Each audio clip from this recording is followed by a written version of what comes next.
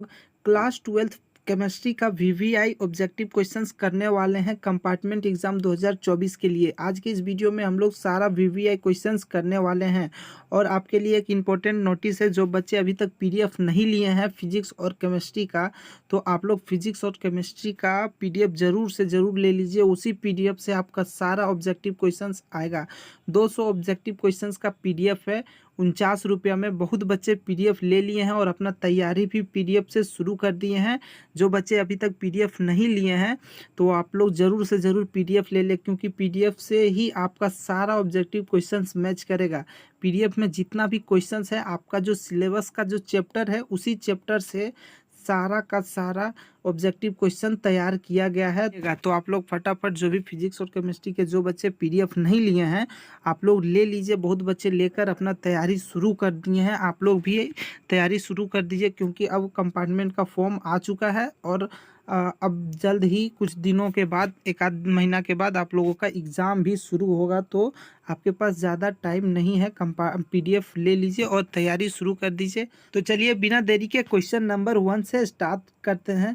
Question number 1 है, coordination number of chlorine in NaCl structure is, यानी कि NaCl की संरचना में क्लोरीन आयन की समन्वयन संख्या है। तो इसकी जो संख्या है वो 6 है। अगला क्वेश्चन 2 नंबर है हम लोगों का, the low indicate relationship between solubility of gas in liquid and pressure is, यानी कि द्रव में गैस की विलयता तथा इसका दाब के साथ संबंध को दर्शाता है। तो हेनरी का जो नियम है, ठीक है, हेनरी के नियम में द्रव में गैस की जो विलयता है तथा इसका दाब के साथ संबंध को दर्शाता है, तो हेनरी के नियम में, ठीक है, हेनरीज लॉ, बी इसका सही उत्तर हो जाएगा। अगला प्रश्न है हम लोगों का 3 number, the unit of cell constant is, यानी सेल स्थिरांक का मात्रक है, तो सेंटीमीटर पावर में माइनस, तो डी इसका सही उत्तर हो जाएगा। अगला प्रश्न हम लोगों का 4 नंबर है,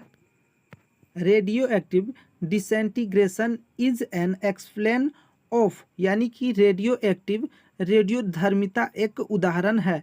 तो इसका जो उदाहरण है बच्चों वो है प्रथम कोटि, ठीक है, बी इसका सही उत्तर हो जाएगा, प्रथम कोटि। अगला प्रश्न 5 नंबर है हम लोगों का, the increases in coordination of the reactants leads to charge in, यानी अभिकारक के सांद्रता बढ़ाने पर किसमें परिवर्तित होता है, तो टक्कर आवृत्ति में परिवर्तित हो जाता है, यानी बी इसका सही उत्तर हो जाएगा, टक्कर आवृत्ति में। अगला प्रश्न हम लोगों का है 6 number, rate of which reaction increases with temperature, यानी कि किस प्रकार के अभिकारक का दर ताप साथ बढ़ता है। तो इनमें से कोई भी जो है, जो दिया गया है, ऊष्माक्षेपी अभिक्रिया और ऊष्माशोषी अभिक्रिया, इनमें से कोई भी, ठीक है, तो सी इसका सही उत्तर हो जाएगा। अगला प्रश्न हम लोगों का है 7 number, which of the following ion have minimum flocculating power, यानी निम्नलिखित में से किस आयन में न्यूनतम अवक्षेपण की क्षमता होती है। तो सबसे कम जो क्षमता होती है वो होती है Na+, ठीक है, तो ए इसका सही उत्तर हो जाएगा, Na+। अगला प्रश्न हम लोगों का 8 number, Tyndall effect is observed in, यानी कि टिंडल प्रभाव देखा जाता है, तो कोलाइडल विलियन से, ठीक है, कोलाइडल विलियन। अगला प्रश्न हम लोगों का 9 नंबर है, zinc metal is refined by a method, यानी कि जिंक धातु का शोधन किस विधि द्वारा किया जाता है। तो जिंक मेटल को जो रिफाइंड है वो किस मेथड से किया जाता है, तो वो किया जाता है आसवन, ठीक है, आसवन, यानी कि डी इसका सही उत्तर हो जाएगा। अगला प्रश्न हम लोगों का 10 नंबर है, कैलामिन आयन इन एन और ऑफ, यानी कैलामिन आयन अयस्क है, तो ये जिंक, ठीक है, Zn हो जाएगा, जिंक का अयस्क है। कैलामिन आयन जो है वो जिंक का अयस्क है, Zn का। अगला प्रश्न हम लोगों का है 11 number, what is the basicity of phosphorus acid, यानी कि फास्फोरस अम्ल की क्षारकता क्या होती है। तो इसकी जो क्षारकता होती है वो 2 होती है, ठीक है, पीएच स्केल के बारे में आप लोग जानते होंगे। तो इसकी जो क्षारकता होती है वो 2 होती है। अगला प्रश्न हम लोगों का है 12 number, which halogen can oxidized water to HO2 में, ठीक है, यानी कि कौन सा हेलोजन पानी को O2 में ऑक्सीकृत कर सकता है। तो F2 जो है बच्चों, F2 जो है होलेजन पानी को जो है वो O2 में ऑक्सीकृत कर देता है, कर सकता है, यानी कि वो कर देता है। अगला प्रश्न हम लोगों का है 13 number, which of the following compound has highest boiling point, यानी निम्नलिखित यौगिक में किसका क्वथनांक सबसे अधिक है। तो ये होता है CH3 CH2 CH2 CH2 Cl, ठीक है, डी इसका सही उत्तर हो जाएगा। इसको आप लोग अच्छा से याद कर लीजिए। अगला प्रश्न हम लोगों का है 14 number, metal used in Frankland's reaction, यानी फ्रैक्लेंट प्रतिक्रिया में प्रयुक्त धातु है। तो Zn, ठीक है, Zn जिंक जो है वो फ्रैक्लेंट प्रतिक्रिया में उपयुक्त धातु है। अगला प्रश्न हम लोगों का है 15 नंबर, 15 नंबर प्रश्न है, which of the following can not be format bye hydrolysis of alkyne, यानी कि अल्कीन के जल अपघटन से निम्नलिखित में से कौन नहीं बन सकता है। तो मेथेनॉल जो है, मेथेनॉल नहीं बन सकता है, ए इसका सही उत्तर हो जाएगा। अगला प्रश्न हम लोगों का है 16 नंबर, नेचर ऑफ फेनॉइल इज, यानी कि फेनॉइल की प्रकृति है। तो फेनॉल की जो प्रकृति होती है वो अम्लीय होती है, एसिडिक, ठीक है, तो सी इसका सही उत्तर हो जाएगा।